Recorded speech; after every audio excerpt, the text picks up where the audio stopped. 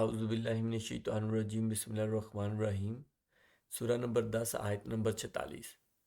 وَإِمَّا نُرِيَنَّكَ بَعْضَ الَّذِي نَعِدُهُمْ أَوْ نَتَوَفَّيَنَّكَ فَإِلَيْنَا مَرْجِعُهُمْ ثُمَّ اللَّهُ شَهِيدٌ عَلَى مَا يَفْعَلُونَ۔ اور جس کا ان سے ہم وعدہ کر رہے ہیں اس میں سے کچھ تھوڑا سا اگر ہم آپ کو دکھلا دیں یا ہم آپ کو وفات دے دیں، سو ہمارے پاس تو ان کو آنا ہی ہے، پھر اللہ ان کے سب افعال پر گواہ ہے۔ ہمارا جو قیامت کا ٹاپک چل رہا ہے، جو لاسٹ ویڈیو کی ہے اس میں جو آیت کی تھی، یہ اس سے بالکل اگلی آیت ہے۔ لاسٹ ویڈیو میں ہم نے اسی سورہ کی آیت نمبر 45 کی تھی، آج 46 کر رہے ہیں، اور نیکسٹ ویڈیو میں انشاءاللہ 47 کریں گے۔ یہ 3-4 آیات جو ویسے تو اگر یہ سارا پورا مضمون پڑھیں، اس کا کنٹیکس پڑھیں، آپ اس سے پچھلی بھی 5-10 آیات پڑھیں اور اس سے اگلی بھی پڑھیں، تو یہی مضمون ہے۔ جیسے میں بار بار رپیٹ وہ ہو جاتی ہے بات، لیکن وہ بات ضروری بھی ہے کہ مین پیغام ہی یہ ہے، جگہ جگہ اسی چیز کا، اللہ پہ ایمان لانا، توحید پہ عمل کرنا، شرک سے بچنا، اور قیامت پہ یقین رکھنا، یا قیامت کے بارے میں بات کرنا، جب اکٹھے کریں گے، جب ہم یہ کریں گے، ان سے ایسے پوچھیں گے، یہ پوچھیں گے، یہ وہ، مطلب وہ بھی قیامت کا ہی اصل میں ذکر ہوتا ہے نا، انڈائریکٹلی۔ تو یہی مینلی بات قرآن پاک میں مین موضوع یہی ہے، جو 2-3-4 چیزیں میں گنائی ہیں۔ اس کے علاوہ پھر اسی کی پھر ڈیٹیل کے لیے دوسری چیزیں ہیں۔ تو یہ 3 آیات جو ہیں، ان کا کنٹیکس بھی آپ پڑھیں تو مزید بہتر ہو جائے، سمجھ آ جائے گی۔ لیکن ہم بھی کچھ اس سے اگلی پچھلی آیات انشاءاللہ اس سے اگلی کل پڑھیں گے، پچھلی ہم پڑھ چکے ہیں اس آیت میں۔ اور جس کا ان سے ہم وعدہ کر رہے ہیں، اس میں سے کچھ تھوڑا سا اگر ہم آپ کو دکھلا دیں، کس کا وعدہ ہو رہا ہے؟ عذاب کا ہی وعدہ ہو رہا ہے نا، کہ ان لوگوں کو جو کہ اس پہ عمل نہیں کریں گے۔ اچھا، اگر آپ کنٹیکس پڑھیں یا پچھلی آیات پڑھیں نا، تو آپ کو بڑی واضح طور پہ سمجھ آ جائے گی کہ کنٹیکس کیا ہے، یہ کن کے بارے میں بات ہو رہی ہے۔ یہ ان کے بارے میں بات ہو رہی ہے، یہ کافروں اور مشرکوں کے بارے میں، اور جو مکہ میں، مطلب جو بھی اللہ پہ ایمان نہ لانے والے تھے، ان سب کے بارے میں یہ بات ہو رہی ہے۔ اور ان کے بارے میں اوپر کچھ آیات میں مختلف چیزیں کہی جا رہی ہیں۔ ایک میں کہا جا رہا ہے کہ یہ کان تو آپ کی طرف لگاتے ہیں، لیکن یہ بند ہیں ان کے کان، یہ سن نہیں سکتے، اور آنکھیں آپ کو تکتے تو ہیں لیکن دیکھ نہیں سکتے۔ تو اور پھر یہ کہا کہ یہ اپنے اعمال کی وجہ سے، ان کی وجہ سے اللہ ان پہ کوئی ظلم نہیں کر رہا۔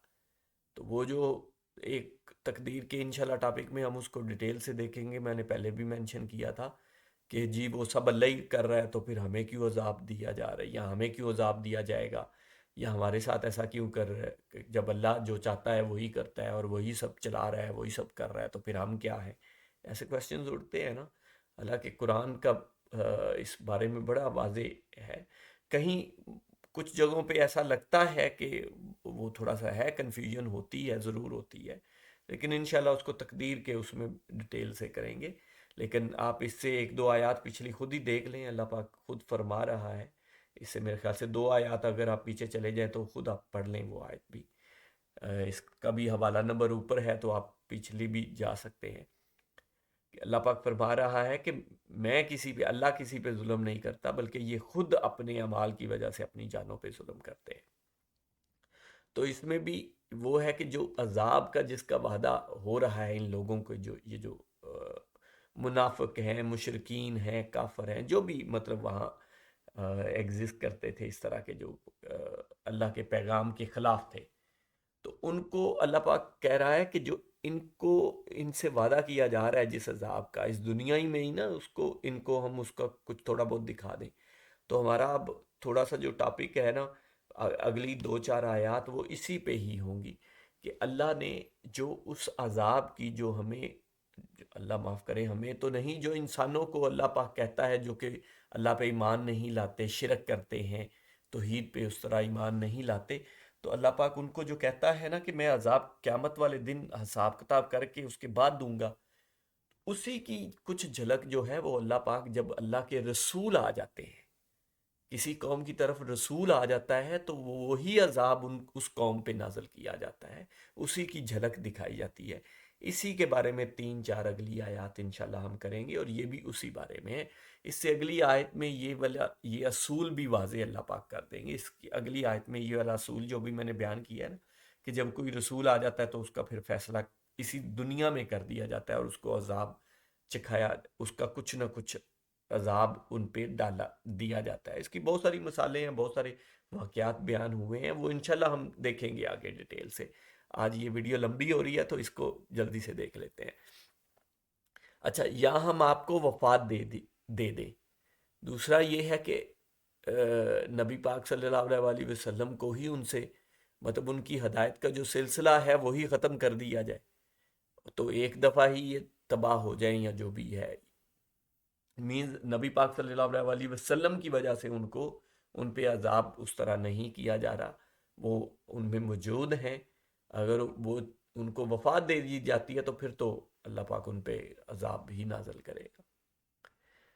سو ہمارے پاس تو ان کو آنا ہی ہے، وہی بات جو ہم قیامت کے ٹاپک میں بار بار کر رہے ہیں کہ یہ چیز تو یقینی ہے، یہ تو ہونا ہی ہونا ہے، کہ آنا تو ہے ہی ہے نا ایک دن۔